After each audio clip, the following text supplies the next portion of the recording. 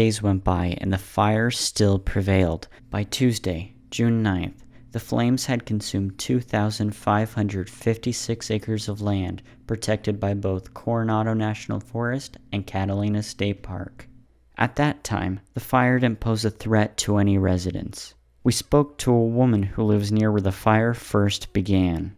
There was lots of different levels of emotion and concern throughout the weekend. When the lightning first struck on Friday and we saw the fire, there was concern, but not overwhelming quite yet because the fire hadn't grown. We were just kind of paying attention to it. And then Saturday morning we watched it, and it was a little more concerning because we could actually in daylight see all the flames from our backyard, from our bedroom window, and so that was a little more concerning. But then by Saturday late afternoon we thought the fire had been put out. It looked out, this mountain was kind of smoking, but I thought it was out. It was just, the whole mountain was completely on fire from here all the way over to Monticello. It was just like a blaze. So that night, so that was Saturday night, I got very concerned, and we went and drove around, and we've had firemen throughout our neighborhood driving around monitoring things. And so we drove around and we found the firemen and we asked them, because I said, do we need to evacuate? What's going to happen if we need to evacuate? How are you going to notify us? And they said that Oro Valley PD would come tell us, and weren't concerned at all for our safety.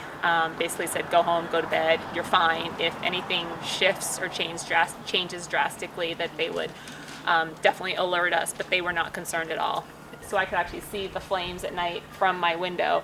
So I slept with my blinds up, just kind of every time I woke up, I just kind of was monitoring, seeing what was happening, if anything was changing. And it seemed like at that point they were creeping back up and away from us. Actually, it seemed like that night they weren't really moving, and they had backed up already. So I wasn't super concerned, but I was concerned. So we woke up, so that was that was Saturday night. And then we woke up on Sunday, and it seemed a lot better. By the time we woke up, it was almost like birthday candles had been lit and then blown out. It went from like all ablaze to just kind of smoking again. And then that's when, and the winds picked up too, so that was kind of concerning. But that's when the fire seemed to shift and continue moving that way. And then by the time we went to bed on Sunday night, looking at the mountain, it just looked like different lanterns were lit almost across there. So it wasn't crazy ablaze. It just looked like all these little mini fires throughout. And yeah, it was kind of cool to watch all the helicopter drops and plane drops, and we could see with our binoculars the hot shots on foot up on the mountain. So it was really impressive to watch everybody work together to keep us safe, because for a while there we were concerned. The fire impacted every resident in one way or another. A little further north, near the location of where the fire had migrated, we spoke to another resident.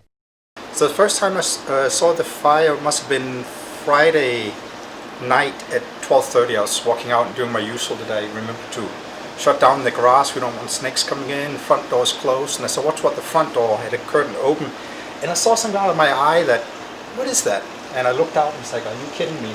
And I saw it was called a substantial fire, not just like a little, like a big blob of fire to the, I guess that would be the southeast, I guess. And so I woke up my family, because this is a little unusual, and also to have it this close. So, and then I just followed it, I stayed up pretty much all night, and then the next day it had really moved north, I guess. And the choppers started to come in, the air tankers, with the fire retardant. And I would say yesterday was when there was a full battle on helicopters, tankers, all day long.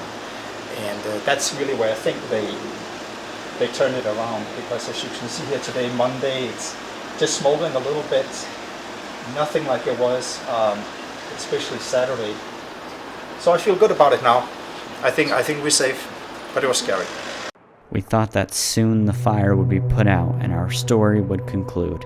However, soon Bighorn Fire would take an unexpected turn, causing more fear and chaos.